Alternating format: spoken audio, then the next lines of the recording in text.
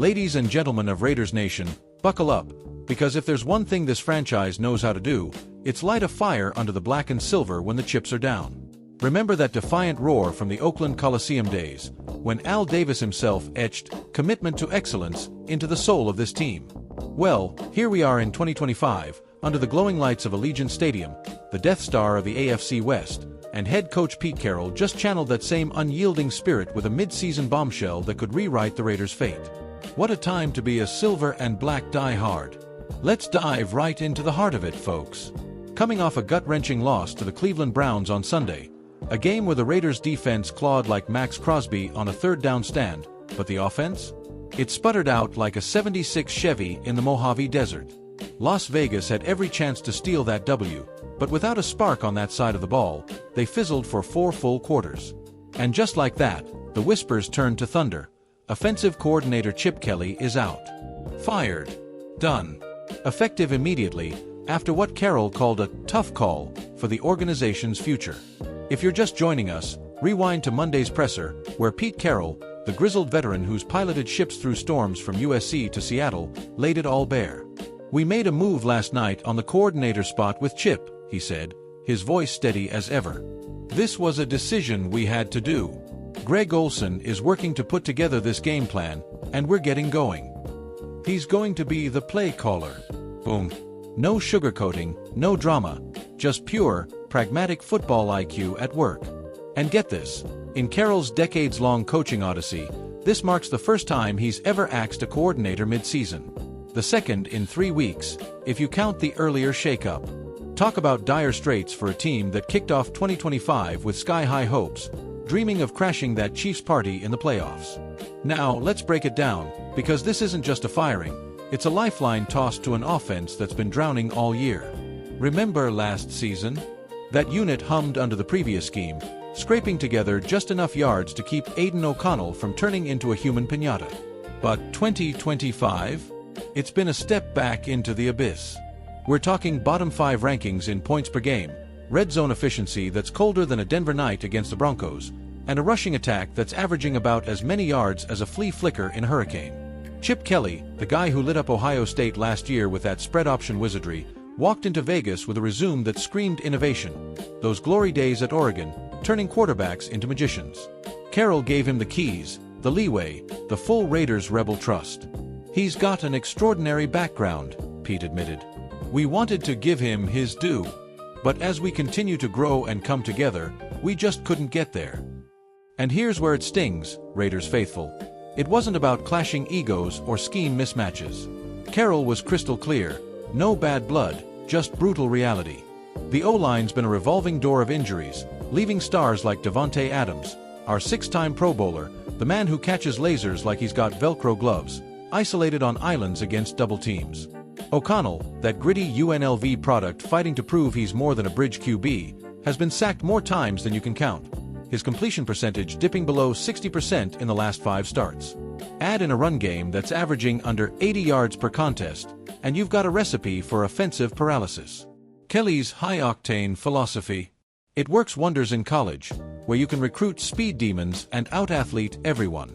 But in the pros, against those AFC West behemoths, the Patrick Mahomes-led Chiefs machine, the Sean Payton-revamped Broncos, the Justin Herbert-fueled Chargers juggernaut, it needs protection, precision, and power.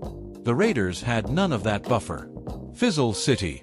But hold on to your pirate flags, because here's the silver lining that's got me buzzing like John Madden calling it doink off the upright. Enter Greg Olsen, the steady hand stepping up as interim play caller. This isn't some rookie coordinator throwing darts in the dark. Olsen's got 13 years of NFL scars, multiple stints right here in the Raiders family tree, and a reunion vibe with Carroll from their Seattle days. "He's been a coordinator for 13 years in the league," Pete beamed. "We've been together before. He knows me inside and out." Think about it. Olsen's called plays for the Bears, the Rams, even back with us in Oakland, LA, Vegas limbo. He's the guy who can dial up those bootlegs and play-action fakes that make defenses bite, all while leaning on what works: short, rhythm passes to keep Adams feasting and Crosby's pass rush terrorizing from the edge. To put this in perspective, let's rewind the Raiders tape a bit. This franchise, it's built on bold moves, the kind that echo from the autumn wind sweeping through the Coliseum to those 3 Super Bowl triumphs in the 70s and 80s to 76 with Ken Stabler slinging it to Cliff Branch, 80 with Jim Plunkett's miracle run, and 83 with Marcus Allen dancing through the Steelers like it was a hoedown. Al Davis didn't mess around. He fired and hired with the ferocity of a silver pirate ship storming the bay. And rivalries. Oh man, these blood feuds with Kansas City, where we've traded haymakers since the AFL days, or those mile-high brawls in Denver that feel like gladiator pits. Mid-season pivots aren't new. Hell, remember 2021 when we shuffled the deck and snuck into the playoffs? This feels like that grit, amplified. Statistically, teams that swap coordinators mid-year win about 45% of their remaining games, better than the dead cat bounce of sticking with a sinking ship. For the Raiders, sitting at 4-7 with 9 games left, that's a shot at flipping the script from lottery picks to wild card warriors. I caught up with a fictional imaginary sideline chat with Max Crosby after practice, and the edge rusher didn't mince words. Look, offense has been leaving us out to dry, but Pete's call?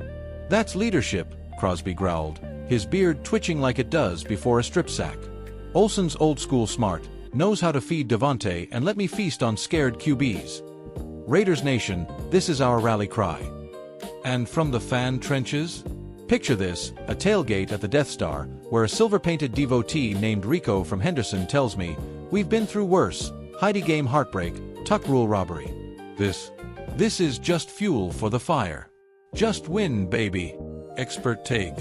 I tapped my Rolodex, my AI Rolodex, and pulled in a nod from Mel Kiper Jr.'s cousin, a fictional offensive savant named Lena Voss. Olsen's continuity could unlock O'Connell's arm talent, she predicts. Expect a 20% bump in third down conversions by week 14, especially with Adams drawing coverage like a black hole. But watch the run game. If they can't block for Zamir White, it's still a dogfight. Bold call from me, Raiders snagged 2 of their next 3, starting with a revenge thumping on the Chargers. Playoffs? Not out of reach. Stranger things have happened in this rebellious empire. Draft implications. If it clicks, we're talking mid-round steals instead of reaching for that franchise savior. Folks, as the autumn wind howls through Vegas, remember, the Raiders aren't just a team, they're a movement, a legacy of underdogs who bite back harder. Pete Carroll's gamble? It's the right one, the bold one, the just win, baby one. Tune in Sunday as Olsen unleashes the beast against the Bolts. Will it be fireworks or false start? Grab your tickets, fire up the grill, and join Raiders Nation in chanting for glory. This is your anchor, signing off from the silver and black, commitment to excellence, always. Raid on!